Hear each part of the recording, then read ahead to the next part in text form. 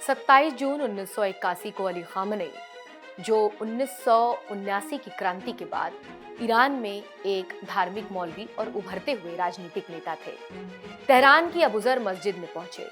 मस्जिद के अंदर एक हमलावर जो पत्रकार के रूप में आया था, उसने खामनेई के सामने एक टेप रिकॉर्डर रख दिया। 1 मिनट के बाद वो टेप रिकॉर्डर फट गया। इस धमाके में खामनेई गंभीर रूप से घायल हो गए और उन्हें हमेशा के लिए शारीरिक चोटें आ गईं। इतनी बड़ी घटना के बावजूद खामनेई बाद में ईरान के सुप्रीम लीडर बन गए। लेकिन सवाल ये है कि खामनेई की हत्या करने की कोशिश किसने की थी और इस हमले ने उस व्यक्ति की सोच को कैसे बदला जिसने 1989 से ईरान का लीडरशिप किया।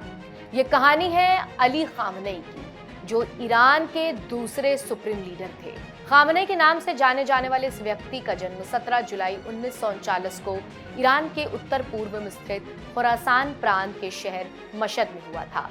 उस समय ईरान को इंपीरियल स्टेट ऑफ ईरान कहा जाता था, जबकि आज इसे इस्लामिक रिपब्लिक ऑफ ईरान कहा जाता है। खामनेई की सही जन्म स्थिति को लेकर थोड़ा विवाद भी है। कुछ लोगों का कहना है कि उनका जन्म 19 अप्रैल 1939 को हुआ था। उनके पिता जवाद खामनेई एक शिया मौलवी थे। उनका जन्म ईरान के उत्तर पश्चिम में स्थित ईस्ट अजरबैजान प्रांत के खामने नाम के गांव में हुआ था। इसी गांव के नाम पर उनके परिवार का नाम पड़ा। जवाद खामनेई ईरानी अजेरी जाति से थे, इसलिए उनके बेटे अली खामनेई भी अजेरी है। ये जाति ईरान में एक बड़े अल्पसंख्यक है, लेकिन उत्तर में स्थित अजरबैजान देश में इनकी संख्या अधिक है। ईरान में फारसी लोगों के बाद अजेरी सबसे बड़े अल्पसंख्यक जाति से आते हैं।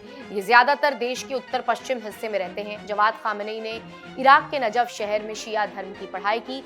नजफ में इमाम अली का रोजा भी है, जो शिया इस्लाम का सबसे पवित्र स्थान माना जाता है। पढ़ाई पूरी करने के बाद जवाद मशहद आकर बस गए। मशहद भी शिया मुसलमानों के लिए एक बहुत पवित्र शहर है। वहीं उनकी मुलाकात खदीजा मिर्दामादी से हुई, जिससे उन्होंने दूसरी शादी की। उनके कुल मिलाकर 8 बच्चे थे। अली खामनेई के कई भाई बहन ईरान के समाज में महत्वपूर्ण पदों पर पहुंचे, लेकिन कभी कभी उनके विचार अली खामनेई से टकराते भी रहे, खासकर तब से जब 1989 में वो ईरान के सुप्रीम लीडर बने। उदाहरण के लिए उनके छोटे भाई हादी खामनेई भी एक मौलवी हैं और 2000 से 2004 तक ईरान की संसद, जिसे मजलिस कहा जाता है, के सदस्य रह चुके हैं। Hadi association of combat clerics नाम के एक संगठन के सदस्य भी थे। ये संगठन सुप्रीम लीडर की शक्तियों को कम करने और मौलवियों के प्रभाव को घटाने की बात करता था।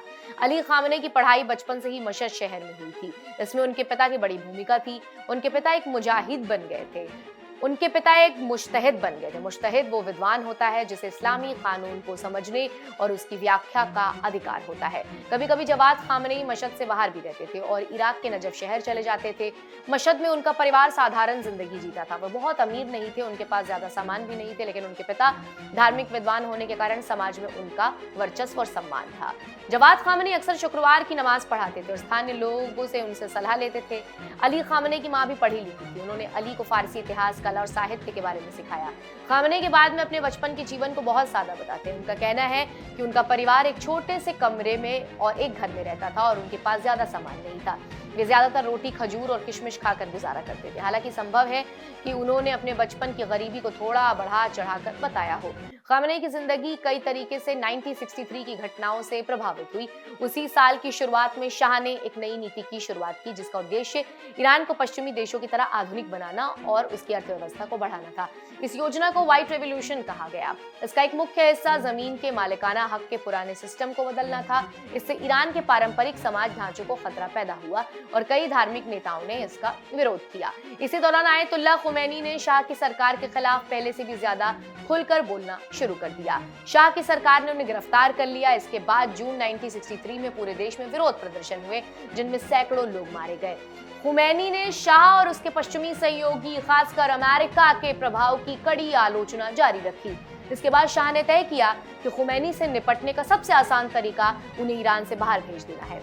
1964 में खुमैनी को निर्वासन में भेज दिया गया। वो लगभग 14 साल तक ईरान से बाहर रहे। पहले कुछ समय टर्की में रहे, फिर ज्यादातर समय इराक में बिताया।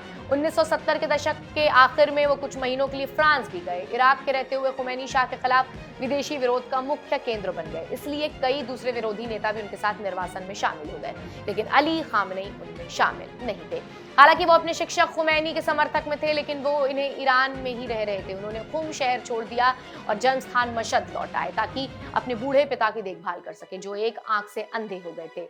तब बाद की घटनाओं के बाद महत्वपूर्ण थी, क्योंकि इसका मतलब ये था कि खामेनी ने क़ुम या तेहरान में अपनी पूरी पढ़ाई की, जो कि धार्मिक थी। कुछ लोगों के अनुसार सुप्रीम लीडर बनने के लिए ये धार्मिक शिक्षा बहुत जरूरी मानी जाती है। फिर भी 1963 की व्हाइट रेवोल्यूशन और 1970 के दशक के अंत की ईरानी क्रांति के बीच के समय में खामेनी ने शाह के खिलाफ धार्मिक विरोध में बड़ी भूमिका निभाना शुरू कर दिया। 1967 में उन्होंने मिस्र के धार्मिक विद्वान सैयद कुतुब की किताब the future in Islamic land में अरबी से फारसी में अनुवाद करने में मदद की। सैयद कुतुब के विचारों का प्रभाव बाद में मुस्लिम ब्रदरहुड और अल कायदा जैसे संगठनों पर भी पड़ा। इस किताब में कहा गया था कि मिडिल ईस्ट में धर्मनिरपेक्ष सरकारों को गिराने के लिए धार्मिक क्रांति होनी चाहिए। जैसे ईरान में शाह की सरकार, खामेनी ने इस किताब के अनुवाद में एक प्रस्तावना भी लिखी थी, जिसमें उन्होंने साफ शब्दों में लिखा था, भविष्य इस्लाम का है। शाह की गुप्त पुलिस शासक ने इस किताब के प्रकाशन को रोकने की कोशिश की। इसके बाद एक ऐसा दौर शुरू हुआ था जब खामेनी को कई बार गिरफ्तार किया गया और कई महीनों तक जेल में रखा गया। इन गिरफ्तारियों के बीच पूरे देश में घूमकर भाषण देते थे और शाह की सरकार की आलोचना करते थे। उनकी सबसे लंबी गिरफ्तारी 1975 में हुई, जब उन्हें जनवरी से अगस्त तक तेहरान में कैद रखा गया। इस दौरान उन्हें ज्यादातर समय एकांत कारावास में रखा गया और उनके परिवार को भी नहीं बताया गया कि वो कहाँ है। इसके बावजूद 1977 में उन्होंने एसोसिएशन ऑफ कम्बैट कलर्जी के नाम से धार्मिक संगठन बनाने में मदद की, जिसका उद्देश्य शाह की सरकार का विरोध करना था। इन वर्षों में खामेनी का पारिवारिक जीवन भी बहुत साधारण था। 1964 में क़ुम से मशहद लौटने के बाद उन्होंने मसरो खसाजेज बंदरगाह से शादी की। हालांकि बाद में वो ईरान में बहुत प्रभावशाली व्यक्ति बन गए, लेकिन उनकी पत्नी के बारे में बहुत कम जानकारी है। उनकी कोई तस्वीर उस वक्त मौजूद नहीं थी, सार्वजनिक रूप से उपलब्ध नहीं थी और बहुत कम लोग उनके बारे में जानते थे कि वो कैसी दिखती हैं। एक इंटरव्यू में उन्होंने बताया था कि शादी के शुरुआती दिनों में ही उन्हें पता था कि उनके पति को शाह की सरकार कभी गिरफ्तार कर सकती है। मसरूर ने कहा था कि वो अपने पति के मिशन से सहमत थी और उनका काम घर को संभालना और स्थिर रखना है, जबकि उनके पति बार बार जेल जाते थे। उनके 6 बच्चे हुए, 4 बेटे मुस्तफा, मुज्तबा, मसूद, मिसम और 2 बेटियां खुदा और बुशरा। ईरानी क्रांति के बाद खामेनी के सत्ता में आने के बाद भी उनका परिवार अपेक्षाकृत सादा जीवन जीता रहा। कहा जाता है कि कुछ मामलों में खामेनी अपने समय के दूसरे धार्मिक नेताओं से ज्यादा खुले विचारों वाले थे, जैसे आयतुल्लाह खुमैनी। उदाहरण के लिए वो पश्चिमी किताबें भी पढ़ते थे, जैसे अमेरिकी लेखक जॉन स्टेनबेक की रचनाएं। इसका मतलब ये नहीं था कि वो पश्चिमी संस्कृति का समर्थन करते थे, बल्कि वो आम अमेरिकी और पश्चिमी लोगों की सोच को समझना चाहते थे। हालांकि कई पश्चिमी किताबें पढ़ने के बाद उनके पश्चिमी संस्कृति के प्रति आलोचनात्मक विचार और मजबूत हो गए। 1977 में जब खामेनी ने एसोसिएशन ऑफ कम्बैट कलर्जी को स्थापना में योगदान दिया, तब तक ईरान की राजनीतिक माहौल तेजी से खराब हो रहा था। शाह और उसकी गुप्त पुलिस के प्रयासों के बावजूद विरोध बढ़ता जा रहा था और जगह जगह प्रदर्शन हो रहे थे। 1978 में दंगे और पुलिस की कार्रवाई के कारण सैकड़ों लोग मारे गए और विरोध आंदोलन और तेज हो गया। 19 अगस्त 1978 को सिनेमा रेक्स आग घटना हुई, जिसमें आबदान शहर के एक सिनेमा को बंद करके आग लगा दी गई और 400 से ज्यादा लोग मारे गए। संभव है कि यह हमला इस्लामी आतंकवादियों ने किया हो, लेकिन उस समय इसके लिए शाह की सरकार को दोषी ठहराया गया। शाह की सरकार की कमजोरी तब भी दिखाई दी जब उसने इराक के नेता सद्दाम हुसैन पर दबाव डाला कि वो आयतुल्लाह खुमैनी को इराक से निकाल दे। इसके बाद खुमैनी फ्रांस चले गए, जबकि 1978 के अंतिम महीने में ईरान के विरोध और तेज हो गए। ईरानी क्रांति जनवरी 1979 में अपने चरम पर पहुंची, जब लाखों लोग तेहरान और दूसरे शहरों की सड़कों पर उतर आए। इस बीच शाह की तबीयत भी खराब हो रही थी और 16 जनवरी 1979 को वो ईरान छोड़कर भाग गए। तब तक इस्लामिक रेवोल्यूशनरी काउंसिल नाम की 13 सदस्यों की एक संस्था बन चुकी थी, जिसका काम इस्लामी शासन की स्थापना की तैयारी करना था। इस संगठन के काम को गुप्त रखे गए, लेकिन 1980 में यह खुलासा हुआ कि खामेनी भी इसके सदस्य थे। इससे कई लोग हैरान रह गए और यह साबित हुआ कि वो क्रांति के प्रमुख नेताओं में से एक बन चुके थे। शाह के भागने के 2 हफ्ते के बाद 1 फरवरी 1979 को आयतुल्लाह खुमैनी फ्रांस से तेहरान के मेहराबाद अंतर्राष्ट्रीय हवाई अड्डे पर पहुंचे। इसके बाद 10 दिनों के अंदर धर्मनिरपेक्ष सरकार पूरी तरीके से गिर गई, जो 1920 के दशक से ईरान पर शासन कर रही थी। 11 फरवरी को आम तौर पर ईरानी क्रांति के समाप्त होने का दिन माना जाता है, जो खुमैनी के ईरान लौटने के 10 दिन बाद हुआ। 2024 को अप्रैल, जुलाई और अक्टूबर में ईरान के इजराइल ने मध्य पूर्व में एक दूसरे पर सीधे मिसाइल हमला करना शुरू कर दिया।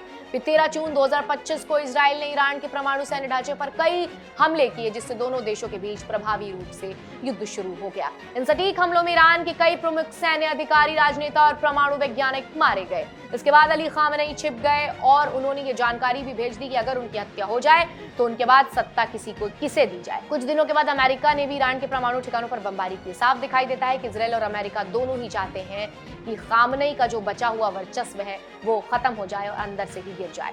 2024 की शुरुआत में ईरान अपेक्षाकृत मजबूत और पश्चिमी देशों के लिए खतरा दिखाई दे रहा था, लेकिन खामनेई ने जीवन भर कोशिश करने के बावजूद ईरान को एक मजबूत क्षेत्र सैन्य शक्ति बनाने में पूरी तरीके से सफलता नहीं पा सके हैं। कई लोगों के अनुसार जब ईरान कुछ हद तक कागजी शेर जैसा दिखाई देता है तो इजरायली और अमेरिका की बेहतर सैन्य की ताकत प्रभावी जवाब देने में कमजोर साबित हो जाते हैं। अली खामनेई आज दुनिया के सबसे लंबे समय तक शासन करने वाले नेताओं में से एक रहे हैं। जब वो 1989 में ईरान के सुप्रीम लीडर बने थे तब दुनिया में शीत युद्ध चल रहा था। उस समय उनके देश के उत्तर में सोवियत संघ मध्य एशिया के बड़े हिस्सों पर नियंत्रण रखता था। उस समय मिडिल ईस्ट पूर्व दुनिया का अपेक्षाकृत कम विकसित क्षेत्र था जो अभी तेल की बड़े भंडार के कारण आर्थिक लाभ उठाना शुरू कर रहा था। उस दौर में लगभग हर मुस्लिम देश किसी न किसी रूप में इजरायल के अस्तित्व का विरोध करता था। आज मिडिल ईस्ट की जिंदगी जो है वो पूरे तरीके से बदल चुकी है। खामनेई अब इस दुनिया में नहीं रहे।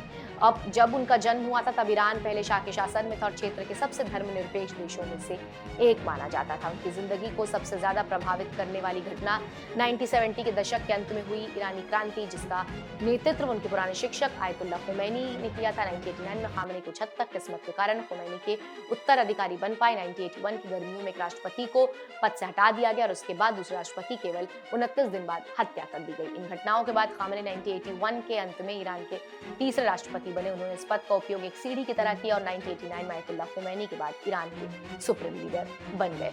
सुप्रीम लीडर बनने के बाद उन्होंने ईरान को एक धार्मिक राज्य के रूप में चलाया, जिसका मुख्य उद्देश्य इजरायल का विरोध करना रहा। कई वर्षों तक ऐसा लगता था कि उनकी नीति सफल रही और ईरान ने क्षेत्र में अपने सहयोगी और समर्थक के समूह का एक मजबूत नेटवर्क बनाया और चीन तथा रूस जैसे देशों के साथ अपने संबंध को मजबूत किया। लेकिन 2024 और 2025 की घटनाओं ने यह दिखाया कि उनकी शक्ति उतनी मजबूत नहीं थी जितनी दिखाई देती थी। 2025 की गर्मियों में इजरायल और अमेरिका के हमलों के कारण ईरान का ये नेटवर्क काफी कमजोर हो गया।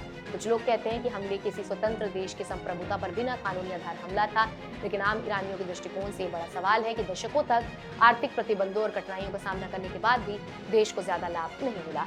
अब खामनेई जो है वो इस दुनिया में नहीं रहे। अमेरिकी और इजरायली हमलों में उनकी जिंदगी जो है वो खत्म हो गई। लोग उन्हें शहीद का दर्जा दे रहे हैं, उनके चाहने वाले उन्हें कह रहे हैं कि उनकी शहादत हुई है। इसीलिए अब सबसे बड़ा सवाल है कि उनके बाद ईरान का भविष्य क्या होगा। क्या देश उसी तरह कठोर रूढ़िवादी और अत्याधुनिकवादी धार्मिक रास्ते पर चलेगा या फिर से वो सुधारवादी आंदोलन जिसे खामनेई ने 2000 के दशक में कमजोर कर दिया था दोबारा उभरेगा और ईरान को अधिक उदार दिशा में ले जाएगा। आप अली खामनेई के बारे में क्या सोचते हैं और क्या उनका शासन ईरान के लिए नुकसानदायक रहा, जिससे देश को दमनकारी राजनीति और कठोर आर्थिक प्रतिबंधों की ओर से धकेल दिया गया, या फिर ईरान की भी कुछ वास्तविक शिकायतें हैं जो अंतर्राष्ट्रीय समुदाय के लिए उनके शासन काल में उनके साथ नहीं रही? हमें कमेंट सेक्शन में लिखकर जरूर बताइएगा।